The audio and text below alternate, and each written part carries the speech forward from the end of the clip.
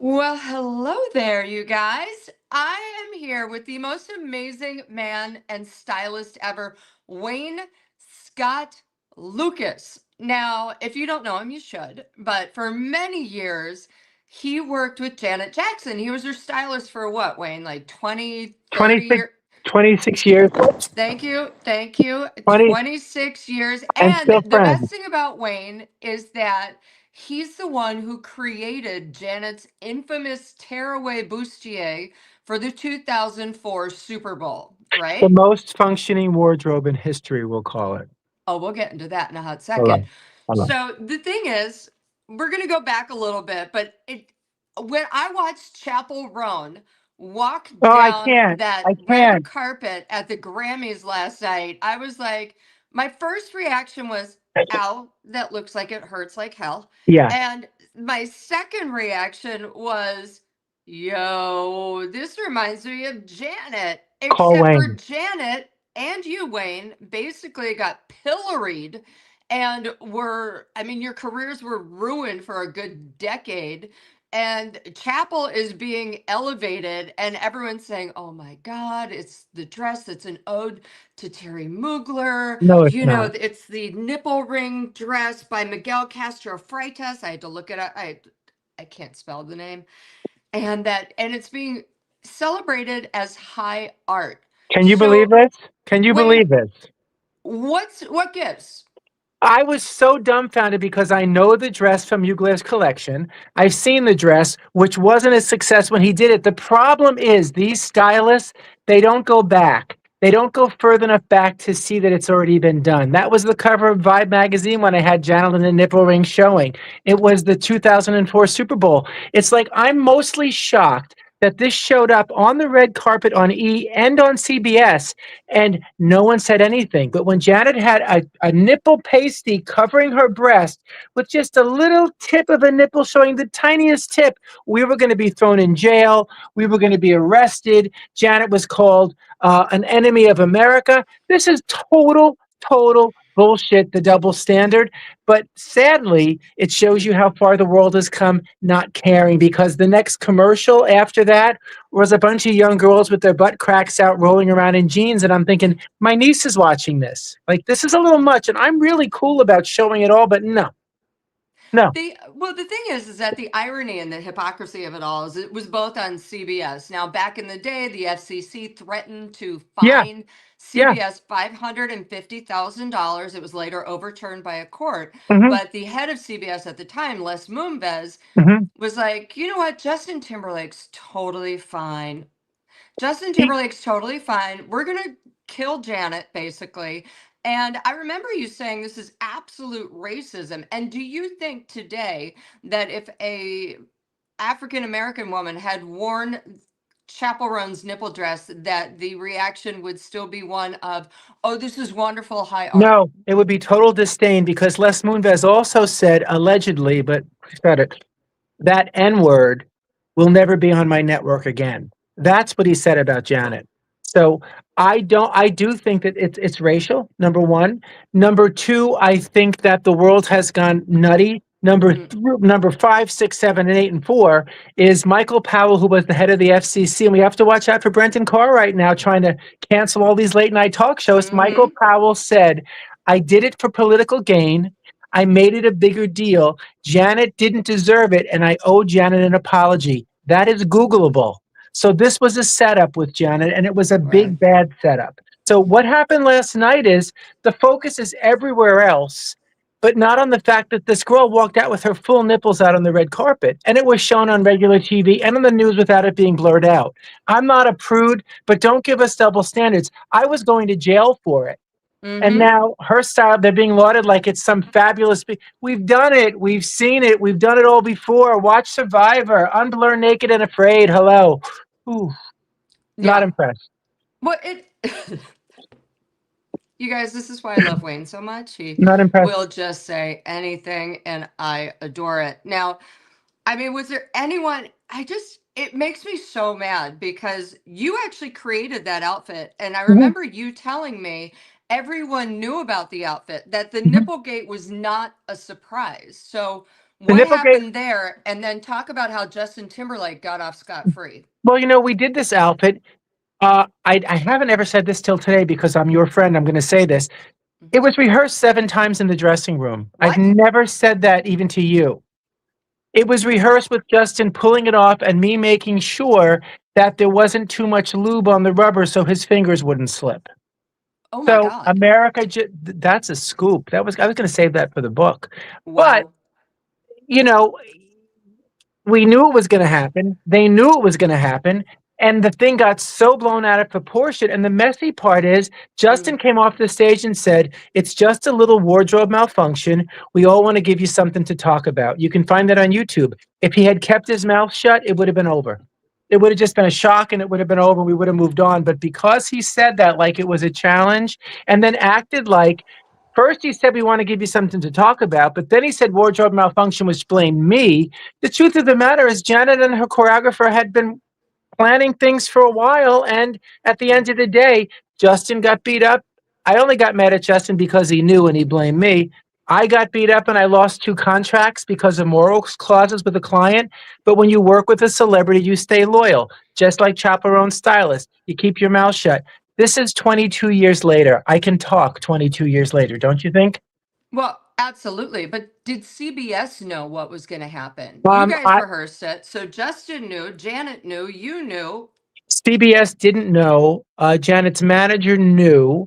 CBS and MTV begged and begged and begged to come and see Polaroids and stuff. And I was told by Janet's manager, just don't answer the phone calls anymore. And what we did was, when there's a Super Bowl, the halftime show is always shot twice. You shoot it once in case the satellite goes out and you cut to the video. Right. So when I shot it the first time, I put all the dancers in sweatpants and pajama bottoms. And then when we shot it the real way, we ripped all the clothes off and sent them out clockwork to our sex store. But the issue is they were partying so much, allegedly, the producers in the vans, pushing the buttons, that it was supposed to be have you naked by the end of this song, rip the top off, grab, cut to black.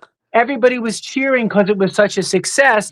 Have you naked? They ripped the top off. Nobody pushed the button to cut to black, and that's why you saw the bouncing ball. Bounce, bounce, bounce. Right. Wasn't supposed. You really were never supposed to see it. You were supposed to feel it. Well, so But here's the deal. We have a comment. We have a comment on the screen. Oh gosh. Not feel We it. have a comment on the screen about how someone feels that all of the outfits were disgusting, showing your private parts on the red carpet and calling it art. And they're saying they're not going to watch the show again or with their children. And I have to say, I'm not actually a prude, but No. I was uncomfortable with Chapel Roan's dress. And I didn't like it. I even zoomed in to see, is that a nipple? Why is it so pale? Like I was like digging into the nipple trying to understand it. You know what I mean? yeah, I mean, it's just a lot. And I didn't think, I wasn't actually that impressed with anyone's outfit on the carpet, but of course hers is all we're talking about, which is all she cares about. But you know that's what? She wanted. Tiana Taylor is doing a lot of risque looks, but they're couture. So for some reason you kind of go, okay, I don't love it, but it fits. Right. It's good quality. This was a dirty, filthy scarf from the back of somebody's dirty old antique trunk with 2 metal rings sewn on it stuck to your nipples. I mean, and a dirty, maybe it wasn't a dirty G-string, but it wasn't so impressive to me. Even if and she leave the cape on. We got the point. You didn't have to take the cape on. This isn't a game of mousetrap. I don't want to get caught up in that stuff. You know what I'm saying? I don't want to see that. I was having dinner when it happened, and I saw that, and I was like, maybe I chose the wrong thing. Oh, boy. I know. Well, in your Instagram post, you said that the celebration of Chapel is all about color. What do you mean? Did I say that? Yeah, you did. Or did someone say it and I reposted the picture? You did. You put on there. It said, hold on, I'm going to show everyone exactly what it said. Oh, that we were almost arrested for this lost work and careers. I'm amazed at the double standard. Color matters. Oh, by color I meant, like you said, was it racial? Right. I 100%, I am not that kind of guy. Oh, this is racial, but I'm telling you, and they've said it before, it was a racial moment when that happened to Janet, and I don't think that it would have happened to somebody else. But how come little Kim came out in MTV and then Diana Ross patted her breast and touched her little breast with the pasty on it and nothing happened how many months later? You I know what mean, I mean? Like, what is that about? I think that MTV got away with a lot, but MTV had its own double standards. I went to lunch at La Bibliothèque in a couple, maybe like 6 months ago, and I walked in with a friend, and there was Ron Perlman of Revlon, and he was with a guy, and I said, "Hi, Ron, thanks for all the work with Revlon." He goes, "Hi." He goes, "This is my friend." I shook his hand, and my friend Cara said, "Oh, this is Wayne. He did the wardrobe malfunction." She thought that was funny. Well, guess who that guy was? The head producer at MTV then. He stood up in the restaurant. He screamed at me if he's watching this in the restaurant. I said, "Dude, it is." He goes, "You ruined my life. You ruined my career. You cost me $365,000. This is now No. 18 years, 20 years later. I'm getting screamed at for a plan that was done by a celebrity and her choreographer. Right. I sew the clothes. I put them together. I do the drawings." It's like, so for it to still be such a drama at this point, and I was getting ready to write my memoir, and I had to go through 7 lawyers about the wardrobe malfunction. I still can't talk about it, but I'm talking. Who's this? Everyone can see and hear you. Okay, girl.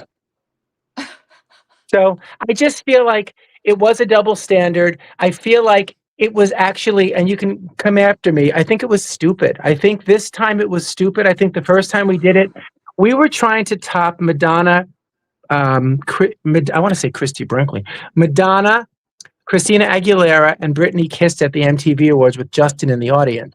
So Justin wanted to top that. Janet's choreographer Gil said, "We've got to top that because that was the most shocking thing having on." Now you've got lesbian dancers rolling around making out, but that was the most shocking thing back then on TV. So we were going to top that by the wardrobe malfunction, and you weren't supposed to actually see what you saw, but too many people involved. A lot. Miley Cyrus's top came down, what, New Year's Eve 3 years ago? She immediately turned around. They cut to the band. She fixed it. She came back out. You never saw it. Janet, they left the camera on her, and it bounced and it bounced and it bounced. That's a setup, because remember, if you shoot the thing twice, that means there is a 5 to 7 second delay, and they could have cut to videotape. They never had to show that on TV. And the biggest culprits are the news stations that if the first night it happened, didn't blur it and showed it over and over and over unpixelated for hours.